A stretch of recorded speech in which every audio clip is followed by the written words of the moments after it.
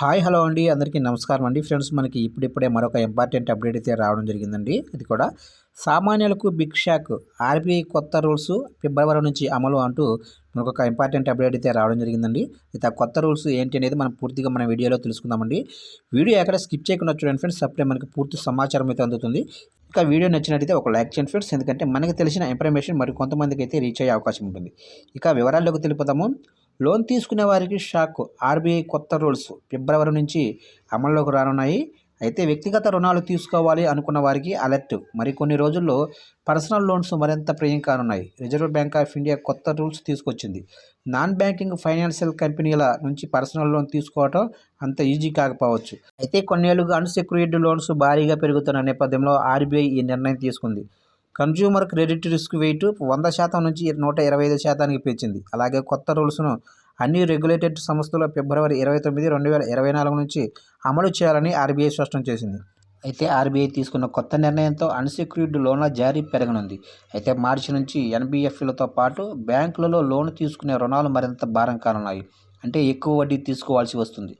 Risk weighted assigned అనేది రుణాల వంటి అసెంట్స్ రిస్క్ను అంచనా వేయడానికి ఉపయోగించే బ్యాంకింగ్ టెర్మినాలజీ. రిస్క్ కవర్ చేసేందుకు బ్యాంకులు ఎంత క్యాపిటల్ అవసరమో నిర్ణయిస్తుంది. రిస్క్ వెయిటేజీ ఎక్కువగా ఉంటే బ్యాంకులకు ఎక్కువ మూలధనం అవసరమవుతుంది.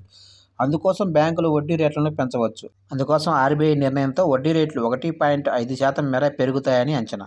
ఇక గతంలో పర్సనల్ లోన్ పొందేందుకు ప్రతి ₹100కి బ్యాంకులు రిస్క్ వెయిటెడ్ అసెట్స్గా 100 కేటాయించాల్సి వచ్చేదని, దానిని ఇప్పుడు 125కి పెంచాల్సి వస్తుందని ఆర్థిక నిపుణులు చెబుతున్నారు. మరోవైపు షెడ్యూల్డ్ కమర్షియల్ బ్యాంకులకు క్రెడిట్ కార్డు రిస్క్ వెయిట్ 125% నుంచి 150%కి పెంచింది ఆర్బీఐ. ఇక నాన్ బ్యాంకింగ్ ఫైనాన్స్ కంపెనీల రిస్క్ వెయిటేజీ సైతం 25% నుంచి 125%కి పెంచింది. ఈ నిర్ణయంతో పర్సనల్ లోన్ల ఖర్చు పెరుగుతుంది. అయితే ప్రస్తుతం 12-13% నుంచి గరిష్టంగా 30-35% వరకు పర్సనల్ లోన్ల వడ్డీ రేట్లు పెరగొచ్చని ఆర్థిక నిపుణులు అంచనా వేస్తున్నారు. ఇక ఎన్బీఎఫ్సీలు, బ్యాంకులు రెండింటికి రిస్క్ వెయిట్ పెరుగుదల ద్వారా మూలధనం అధిక వ్యయం, అలాగనే బ్యాంకుల డిపాజిట్ రేట్ల పెరుగుదల ఉంటుందని, దాంతో వడ్డీ రేట్లను పెంచేందుకు కారణమవుతాయని పేర్కొంటున్నారు.